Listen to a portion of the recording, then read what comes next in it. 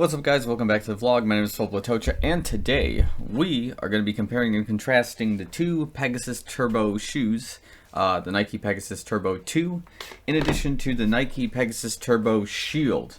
After their respective distances, comparing and contrasting what each shoe is good at, some of the obvious stuff, and maybe not so obvious things that you've not been really concerned about, but that's what we're going to kind of do a deep dive into with these particular shoes, as it was requested by somebody in my comment section, so why not, of course. But before we get into it, make sure you like the video, subscribe to the YouTube channel. We still have a lot of daily vlogs and other running content coming up, obviously, as the year keeps on continuing, and then once the races start resuming, we'll have a lot of that stuff too, so it'll be lots of fun. With that in mind, let's go for it. So first things first, let's talk about the Nike Pegasus Turbo 2, the standard Pegasus Turbo 2 for that matter. So, as you guys probably have already seen multiple times on this channel or other channels, the average weight of this shoe is about 7.2 to 7.3 ounces, give or take, which puts it about 210, 215 grams. This shoe will be slightly less than that because this is an 8.5, whereas that size is for the average size 10 shoe. Working with the bottoms, the offset between the heel and the forefoot is about 10 millimeters, where the heel, I believe, is 28 millimeters, and the forefoot's about 18 millimeters. That all across all of the Pegasus Turbo series shoes is about the same, because that is the feel that the Turbo is ultimately going for, which is this more higher heel feeling in the foot, and then more of a punch in your running style in this forefoot, midfoot area. And that's what gives this shoe its signature feel, and I think an overwhelmingly positive response to my understanding with it. When we talk about the insoles and the bottoms, of course, here are the bottoms. It is the signature Pegasus Turbo setup, where they do have some React foam just kind of hiding kind of in this rubbery area. It is kind of tucked in, but it still does have some impact on the ground if you're a midfoot striker and whatnot. The rubber here is like pretty solid when it comes to road running, not so much for trail running, not so much for anything that involves like heavy gravel, because if you are running on rocks and things like that, you are going to feel it in this rubber plate as it pushes through the React and the Zoom X foam. Speaking of which, when we're talking about the two rubbers here, when we're talking about the two foams in this particular shoe, this is React on the bottom, despite it saying Zoom on this piece, and then this is Zoom X here on the top.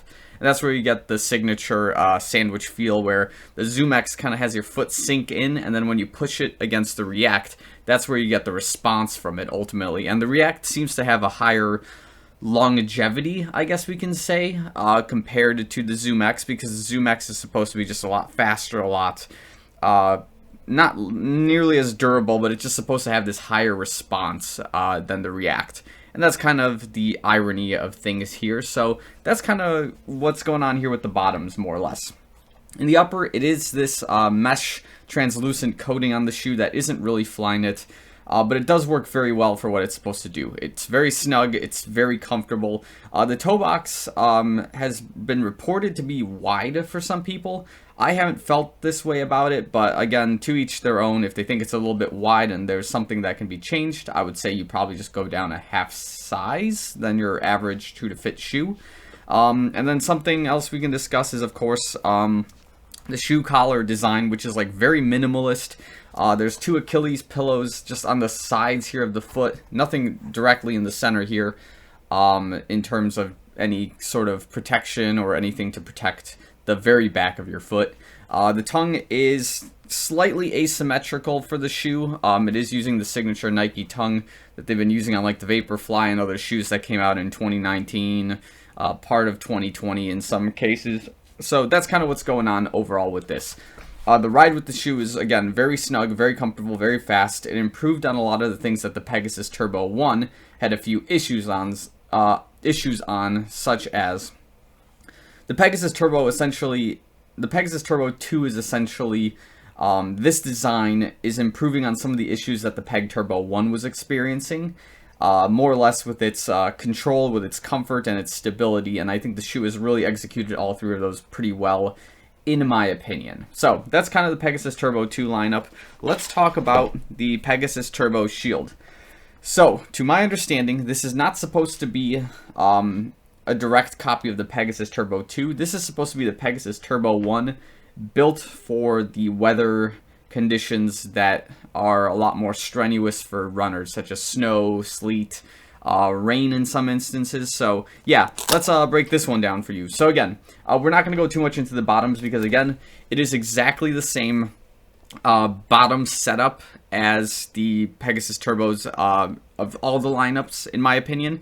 This is React once again. This is ZoomX here on the top. My only concern that I guess we can compare and contrast when we get there is if these lugs are slightly larger than the ones on the Peg Turbo 2s. We'll get there. So, the only things that are different for the shoe right now is the weight, which is about 10 ounces. And that puts it about 275, 280 grams in a size 10. This is size 8.5, so it's going to be slightly less than that. So just keep that in mind. And then again, the offset from the forefoot to the heel is about 10 millimeters. Once again, it is a 28 millimeter heel, 18 millimeter in the forefoot. That has not changed. The idea behind this shoe is to give you more or less that Pegasus Turbo feel with a different type of lock and weather resistance. So that's the big picture here with the shoe.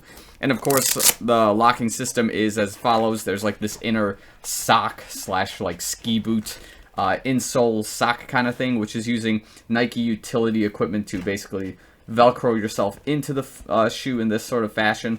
Then you wrap this guy around. You can Velcro yourself here beforehand, but it's using more or less a zipper to fully lock yourself into the shoe. So that's kind of how I go about it, is I first have the tongue kind of just pulled, then I zip it up, and then I lock it here.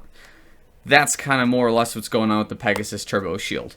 Okay, hey guys, Phil from the future here. I was in the middle of editing the video, and like the video feed broke again, but the audio stayed. Very weird thing going on. So anyways, we're getting to the point where we're just comparing and contrasting both Peg Turbos, and just more or less what works with each one, which one excels better at whatever. So let's get into it. So first thing I was gonna do was obviously compare the bottoms, because we did have a question last time I talked about the Peg Shields, was whether the bottoms were exactly the same or not. So this one's no good. That one's pretty shredded. Let's get the better condition one, and let's compare it with its opposite foot, and see how they look compared to one another. So here we go. This is the Pegasus Turbo after 200 plus miles. This is the Turbo Shield after about 50, give or take. So you'll see probably the immediate differences is the the amount of shred that they both have. But when we look at the heels, we can see that the bottoms look relatively similar to one another, which is overall a good confident sign that, it's just my opinion, I think it's probably correct, that these are the exact same bottoms and rubber setup for both shoes. Now, how does this benefit both shoes accordingly? Well, obviously for the Peg Turbo 2, just means it's a good overall dry weather, everyday running shoe for the roads. Not so much for gravel, maybe for dirt, it's like passable, you know. So that makes the shoe overall very light, very fast, for its weight, for its design. And that's probably where it excels ultimately. Like, the shoe can get wet, and it's not a big deal. But my concern is that this material is a little bit thicker, plus your sock, plus some other like miscellaneous things going on, that if the shoe gets too wet and you start like sweating and your sock gets wet, it can make the overall ride a little bit tricky with this shoe if you go down that route. So again, I wouldn't recommend running with this like in rainy conditions, obviously, because it's not like perfectly suited for that, but you can get away with it, you know what I mean? Like, it's like any other shoe, it's gonna get wet, and is it supposed to get wet? I don't know, I don't think so, ultimately. That's where I think something like a shield would come in if you wanted to be extra savvy about protecting your feet from water and the elements. So yeah, that's kind of the other thing here, is that of course when running through ice and water and snow, particularly like the snow that's been in Chicago lately, there is a lot of slip on this shoe, as I expected, because again, it is pretty worn out. Not like this type of worn out, but like this type of worn out. And this ultimately causes a lot more shred and slip wherever I go. And, you know, there's just nothing I can do about it. It's just the way the shoes are burning, ultimately. And then, like I explained in the previous videos, I was driving in this shoe, and I've kind of, like, shredded it in pieces there, and then it's kind of ripped up here in the heel, you know how it goes. So yeah, ultimately as a utility, that's a really good shoe for dry weather. But now, the Pegasus Turbo Shield.